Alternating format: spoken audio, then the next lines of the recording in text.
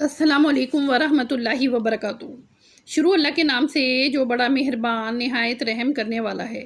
ہمارے پیارے نبی کریم حضرت محمد مصطفیٰ صلی اللہ علیہ وآلہ وسلم کا فرمان عالی شان ہے، میری جانب سے لوگوں تک پہنچاؤ خواہ ایک ہی آیت کیوں نہ ہو۔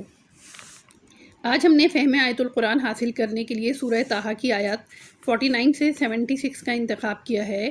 سورہ طٰہٰ قرآن کریم کی سورت نمبر 20 ہے اور یہ آیات پارہ نمبر 16 میں موجود ہیں۔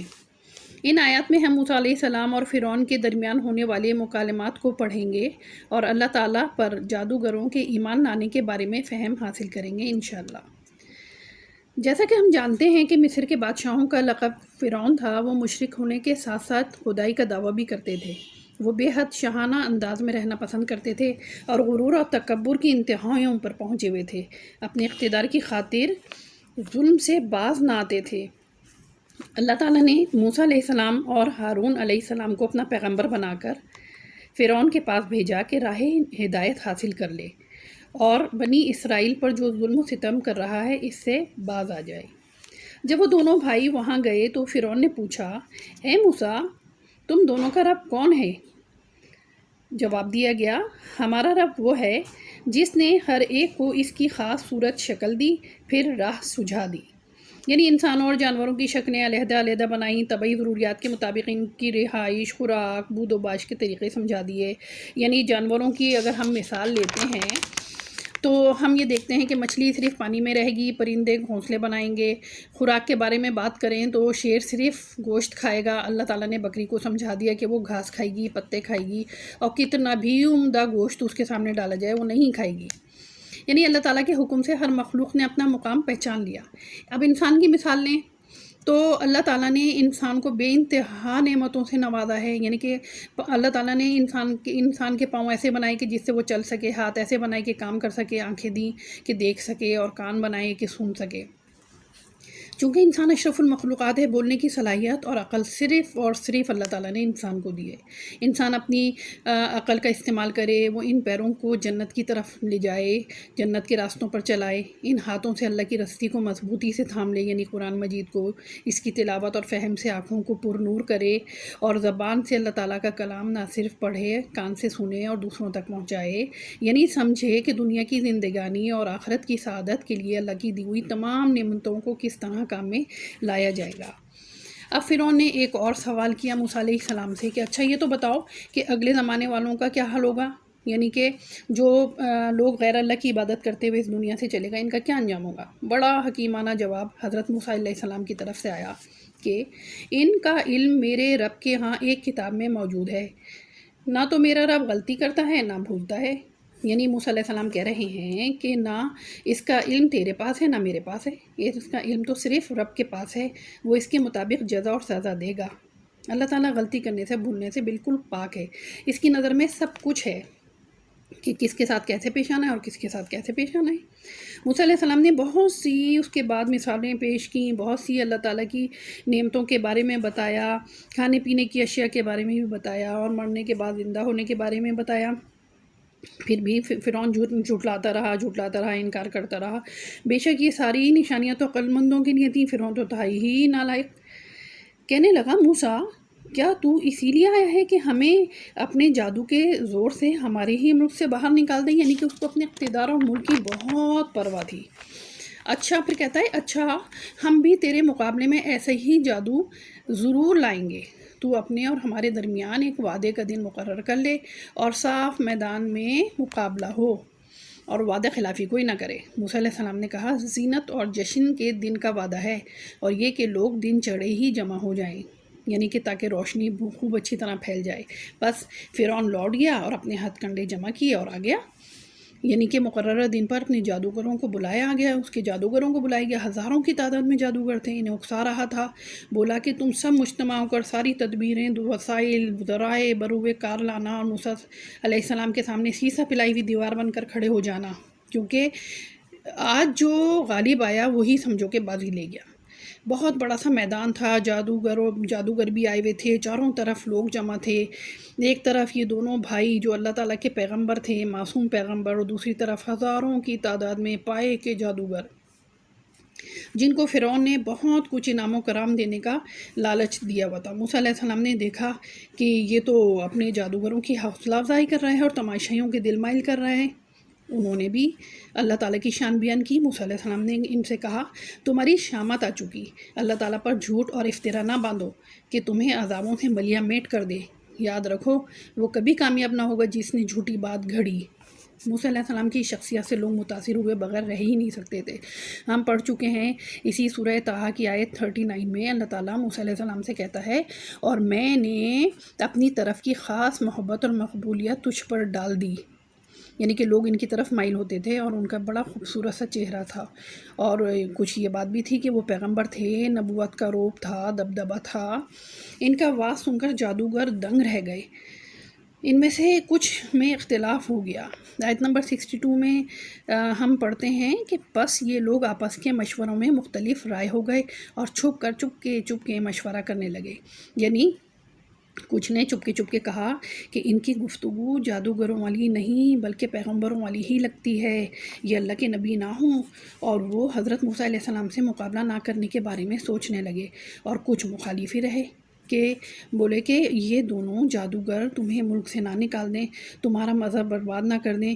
اتنی دیر میں مقابلے کا وقت آ گیا اور یہ لوگ دو رائے ہو چکے تھے۔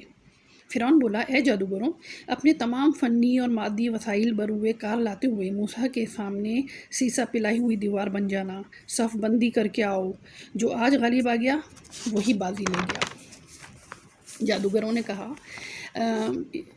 جادوگروں نے کیا کہا، اس سے پہلے ہم یہ سمجھ لیتے ہیں کہ جب مقابلے کی گھڑی تھی تو موسیٰ علیہ السلام کے ہاتھ میں عصا مبارک تھا اور جادوگروں کے ہاتھوں میں رسیاں، لکڑیاں اور لاٹھیاں تھیں۔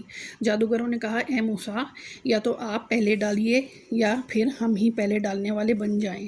موسیٰ علیہ السلام نے جواب دیا تم ہی پہلے ڈالو۔ انہوں نے ڈالی۔ ان کی رسیاں اور لاٹھیاں ان کے جادو کے زور سے ان کے خیال میں دوڑتی ہوئی مانو ہوئی، یعنی نظر بندی کر دی گئی۔ موسیٰ علیہ السلام نے بھی دیکھا زمین سانپوں سے بھر گئی۔ موسیٰ علیہ السلام کو خوف محسوس ہوا کہ مجھے جو اللہ نے معجزہ دیا ہے وہ بھی کچھ ایسا ہی ہے اور یہ اسی طرح کا جادو لے کر آ گئے، ایسا نہ ہو کہ لوگ معجزہ دیکھنے سے پہلے ہی جادوگروں کے گرویدہ ہو جائیں یا یہ نہ سوچیں کہ جادو کون سا ہے، معجزہ کون سا ہے، وغیرہ وغیرہ۔ بے شک اللہ تعالیٰ ظاہر اور باطن کا جاننے والا ہے۔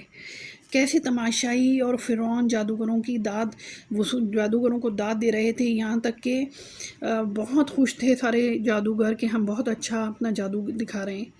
یہاں اللہ وحدہ لا شریک نے اپنے بندے اور پیغمبر موسیٰ علیہ السلام کی مدد کی، اور جب ان کے دل میں خوف آیا تو اللہ تعالیٰ نے حضرت موسیٰ علیہ السلام پر شفقت کی نگاہ دیکھی اور تسلی دی اور فرمایا ڈر نہیں، بے شک تو ہی برتر اور غالب رہے گا، تیرے دائیں ہاتھ میں جو ہے اسے ڈال دے کہ ان کی تمام کاریگری کو وہ نگل جائے۔ انہوں نے جو کچھ بنایا ہے وہ صرف جادوگروں کے کرتب ہیں اور جادوگر کہیں سے بھی آئے کامیاب نہیں ہوتا۔ یعنی موسیٰ علیہ السلام نے جیسے ہی اپنا عصا مبارک ڈالا وہ اژدہا بن کر میدان کے تمام سانپوں کو نگلنے لگا۔ تھوڑی دیر پہلے جن چھوٹے چھوٹے سانپوں کو دیکھ کر لوگ تالیاں پیٹ رہے تھے، سیٹیاں بجا رہے تھے، واہ واہ کے نعرے بلند کر رہے تھے، کچھ لوگ تھوڑا بہت ڈر بھی رہے تھے۔ اب عصا مبارک کو اژدہا بنتا دیکھ کر، تمام سانپوں کا صفایا کرتا دیکھ کر بہت زیادہ ڈر گئے۔ معجزہ دیکھتے ہی گویا کہ ان کو سانپ سونگھ گیا، وہ سب ڈر گئے اور اپنی جانوں کی بھی فکر کرنے لگے۔ اب جب موسیٰ علیہ السلام نے دوبارہ اسے ہاتھ میں لیا اپنے یعنی کہ اژدہے کو، تو وہ دوبارہ سے عصا مبارک بن گیا۔ یہ دیکھتے ہی تمام جادوگر سمجھ گئے کہ یہ جادو نہیں، یہ معجزہ ہے، اور موسیٰ علیہ السلام جادوگر نہیں، اللہ کے نبی ہیں۔ اب تو تمام جادوگر سجدے میں گر پڑے اور پکار اٹھے کہ ہم تو ہارون علیہ السلام اور موسیٰ علیہ السلام کے رب پر ایمان لائے، کیونکہ ہم جانتے ہیں کہ وہ اپنے آپ کو رب کہلواتا تھا فرعون۔ تو انہوں نے یہاں پہ یہ اعلان کیا کہ ہم ہارون علیہ السلام، موسیٰ علیہ السلام کے رب پر ایمان لائے، یعنی تمام کائنات کے رب پر ایمان لائے۔ اے اللہ تیری قدرت کے کیا کہنے، ابھی تھوڑی دیر پہلے جو یہ جادوگر رسیاں، لکڑیاں، لاٹھیاں ڈال کر اور ان کو سانپ بنا کر لوگوں سے داد وصول کر رہے تھے، اب فرعون سے بے حد انعام و کرام کے تمنائی تھے۔ معجزہ اور اللہ کی قدرت دیکھتے ہی سمجھ گئے کہ یہ موسیٰ علیہ السلام اللہ کے سچے پیغمبر ہیں، اور وہ جو لائے ہیں وہ جادو نہیں بلکہ اللہ تعالیٰ کا دیا ہوا معجزہ ہے۔ انہوں نے اپنے سر شکر و سجود میں جھکا دیے اور گردنیں ڈال دیں۔ منقول ہے کہ اسی سجدے میں انہیں جنت اور دوزخ دکھائی گئی اور جنت میں انہوں نے اپنا مقام بھی دیکھ لیا۔ فرعون اور درباری اس لیے ایمان نہیں لائے کہ وہ دونوں فریقوں کو جادوگر سمجھ رہے تھے اور یہ سمجھ ہی نہیں پائے کہ یہ معجزہ ہے یا یعنی کہ حضرت موسیٰ علیہ السلام اللہ کے نبی ہیں۔ خیر بہرحال اب فرعون نے کہا کیا میری اجازت سے پہلے تم لوگ ایمان لے آئے؟ یقیناً یہی تمہارا بڑا گرو ہے جس نے تم سب کو جادو سکھایا ہے۔ یعنی کہ اب وہ ان جادوگروں پہ بھی الزام لگانے لگا۔ سن لو، کہتا ہے سن لو، میں تمہارے ہاتھ پاؤں مخالف سمتوں سے کاٹ کر کھجور کے تنے پر سولی دوں گا اور تمہیں پوری طرح معلوم ہو جائے گا کہ ہم میں سے کس کی مار زیادہ سخت اور دیر پا ہے۔ یعنی تمہیں میرے اور موسیٰ علیہ السلام کے اختیار اور رتبے کا معلوم ہو جائے گا۔ ابھی بھی غرور اور تکبر میں لگا ہوا تھا۔ جادوگر جو ایمان لا چکے تھے کہا ناممکن ہے کہ ہم تجھے ترجیح دیں ان دلیلوں پر جو ہمارے پاس آ چکی۔ ہم ایمان لائے ہیں اللہ تعالیٰ پر جس نے ہمیں پیدا کیا ہے، اپنے رب پر ایسا ایمان لائے ہیں کہ بے شک تو ہمیں ٹکڑے ٹکڑے کر دے، ہماری زندگیوں تک تو ہمیں تکلیف دے سکتا ہے لیکن موت کے بعد تیرا کوئی اختیار ہم پہ نہیں۔ ہمارا رب تو دنیا اور آخرت کا مالک ہے، مرنے کے بعد بھی ہمیں ایمان لانے کا بہترین صلہ دے گا۔ ہمیں امید ہے کہ ہمارا رب ہماری خطائیں معاف کر دے گا اور خاص کر جادوگری کا گناہ جس پر تم نے ہمیں مجبور کیا، اللہ ہی بہتر اور ہمیشہ باقی رہنے والا ہے۔ یعنی فرعون موسیٰ علیہ السلام کا تعارف ایک جادوگر کی حیثیت سے کروا رہا تھا۔ اب میدان میں ان کی شخصیت اور واز سن کر ہی وہ کہتے ہیں کہ ہم مقابلہ نہیں کرنا چاہتے تھے، تو نے ہمیں مجبور کیا۔ بعض مفسرین کا قول ہے کہ جب ان کو موسیٰ علیہ السلام سے مقابلے کے لیے بلایا گیا تو ان جادوگروں نے کہا کہ ہم موسیٰ علیہ السلام کو سوتے میں دیکھنا چاہتے ہیں۔ یہ موقع دیا گیا۔ انہوں نے دیکھا کہ موسیٰ علیہ السلام خواب میں تھے اور ان کا عصا مبارک ان کا پہرا دے رہا تھا۔ جادوگروں نے کہا یہ مقابلہ نہ کرایا جائے کیونکہ جادوگر جب سوتا ہے تو اس وقت اس کا جادو کام نہیں کرتا، مگر فرعون نے انہیں مجبور کیا۔ وہ اس لیے کہہ رہے تھے کہ عصا مبارک تو ان کے سوتے موسیٰ علیہ السلام کے سوتے میں بھی ان کا پہرا دے رہا تھا، تو ان کو یہ شک ہوا کہ یہ جادوگر نہیں ہے، مگر فرعون نے انہیں مجبور کیا۔ اب وہ اللہ تعالیٰ سے اپنی مغفرت کے طلبگار ہوئے اور انہوں نے کہا کہ اللہ ہی بہتر اور ہمیشہ باقی رہنے والا ہے۔ بات یہی ہے کہ جو بھی گناہ گار بن کر اللہ کے ہاں حاضر ہوگا اس کے لیے دوزخ ہے جہاں نہ موت ہوگی نہ زندگی، یعنی عذاب سے تنگ آ کر موت کی تمنا کریں گے جو نہ ملے گی، رات دن عذاب کے میں مبتلا رہیں گے۔ ان کو زقوم جیسا کڑوا کسیلا ترین درخت اور پینے کے لیے جہنمیوں کے جسموں سے نچڑا ہوا خون بدبودار پیپ، یہ کوئی زندگی ہوگی؟ اللہ تعالیٰ ہم سب کو دوزخ کے عذاب سے بچائے، آمین ثم آمین۔ آیت نمبر 75 میں ہے اور جو بھی اس کے پاس ایماندار ہو کر حاضر ہوگا اور اس نے اعمال بھی نیک کیے ہوں گے اس کے لیے بلند و بالا درجے ہیں، ہمیشگی والی جنت جس کے نیچے نہریں لہریں لے رہی ہوں گی، جہاں وہ ہمیشہ ہمیشہ رہیں گے۔ یہی انعام ہے ہر اس شخص کا جو پاک ہوا۔ اللہ تعالیٰ ہم سب کا مقام جنت میں بنائے۔ اللہ تعالیٰ ہمیں توفیق عطا فرمائے کہ ہم قرآن مجید کو سمجھ کر پڑھیں اور اس پر عمل کریں اور دوسروں تک پہنچائیں، آمین ثم آمین۔